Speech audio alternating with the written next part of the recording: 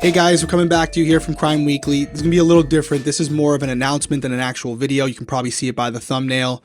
For those of you who don't know, Stephanie and I decided to start a coffee company called Criminal Coffee Company months ago. We started in April. And yes, it's a coffee company. We're super proud of the coffee that we're putting out.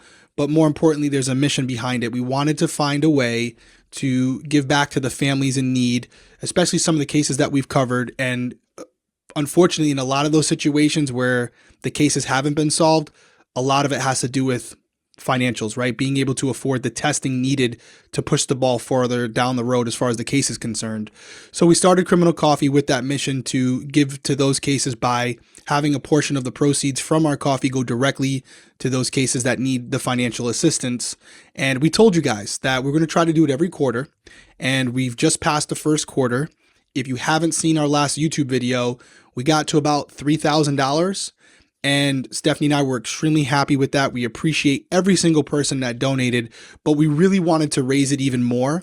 So Stephanie and I added $2,000 to that to get it up to $5,000. And that's extremely important for what we're going to talk about in a couple minutes, based on some of the research we did, because we had you guys submit a lot of different submissions to us as far as cases that may need it. There was some really, really good ones. It was so hard to choose, but we did find one that really stood out to us, at least for our first one. And Stephanie's going to tell you about it. Well, this actually is the Preble County Penny. And it's very sad because this woman was discovered in Eaton, Ohio in 1968. She was unclothed, so naked, and she was found in an area that was disturbed by flooding.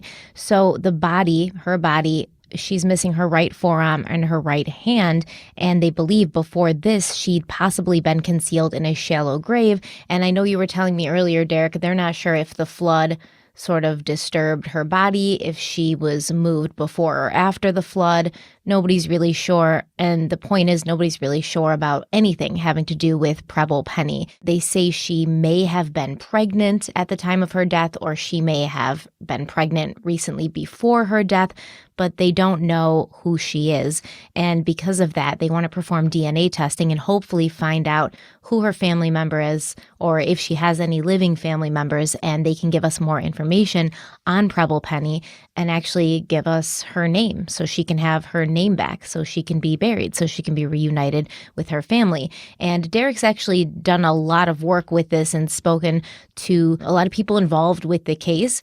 And, you know, he was telling me that the detective thinks that there could possibly be foul play involved.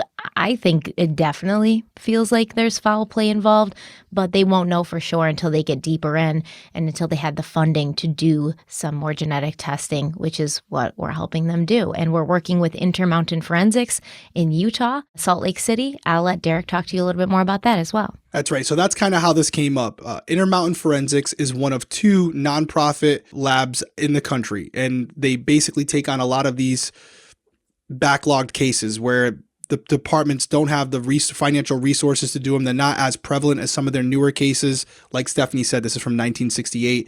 So I called Intermountain Forensics to tell them that our drinkers and some of our viewers had recommended them as a possible place to donate money because they're always looking for donations because, again, they're nonprofit.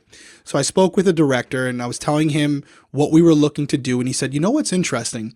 We have a case right now, Preble Penny, and we're just about to launch a campaign to raise the funds to try and have the DNA extracted from her bones. So she was found in 1968. They reburied her. I believe they kept her skull above ground with the coroner's office. They reburied her, and in 2019, they exhumed her body because they believe there was a woman that she might be. It doesn't look like that was a match, but they haven't ruled it out officially yet. So they pulled her body back up to extract DNA from it. They didn't have the money to do it. And they were explaining to me that it was about $4,800 for the entire workup to do all the testing. To give you the short version of it, because we're going to do a deeper dive on this, they grind up a little bit of her bone. They're able to extract DNA from it. And from that DNA profile that they develop, Moxie Forensic Investigations, which is a completely separate organization from Intermountain, they're going to do the genealogical research. They're going to take that DNA, they're going to enter it into two different databases and try to find some familial DNA connected to her, kind of like Golden State Killer, but this time for good.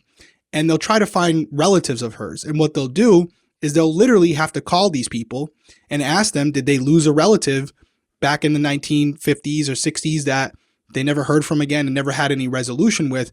And that's how they'll start to piece the puzzle together. But it's multiple organizations involved, and it takes a lot of money, and $5,000 is a lot of money just to pull out of thin air. So Stephanie and I talked about it. We were really fascinated by this case. We definitely want to give her name back, but if someone was responsible for what they did, what they did to her, they may already be gone, but we still want those answers.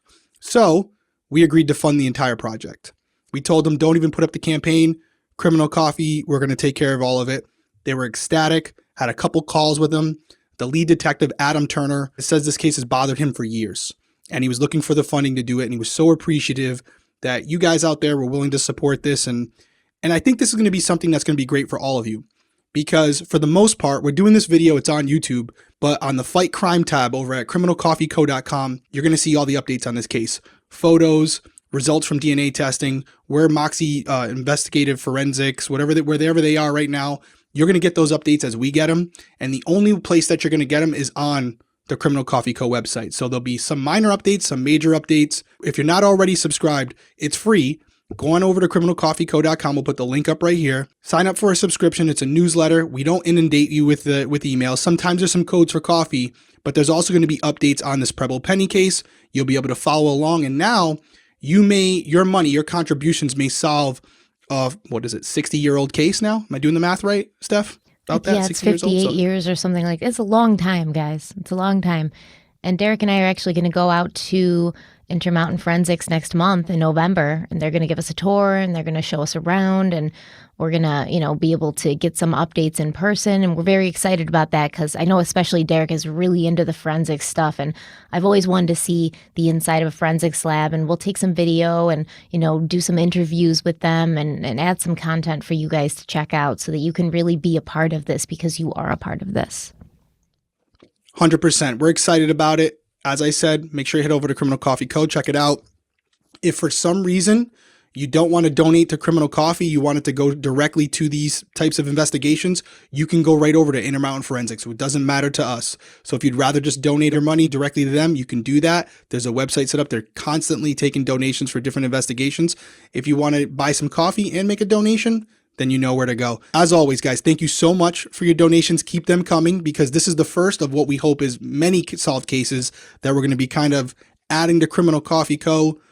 every quarter, where we're giving you the updates and we're solving cases while drinking some good coffee. What's wrong? What's better than that? We really appreciate anybody who donated. We appreciate anybody who bought a bag of Criminal Coffee because we appreciate you guys buying the coffee, but also this is, it's doing good. That's what we want to do. That's what we've always wanted to do. Derek and I have been talking about this for, since we started this podcast. We've always encountered cases we said, oh, this sucks. Like, I wish they had money for this. And if only they had money for this.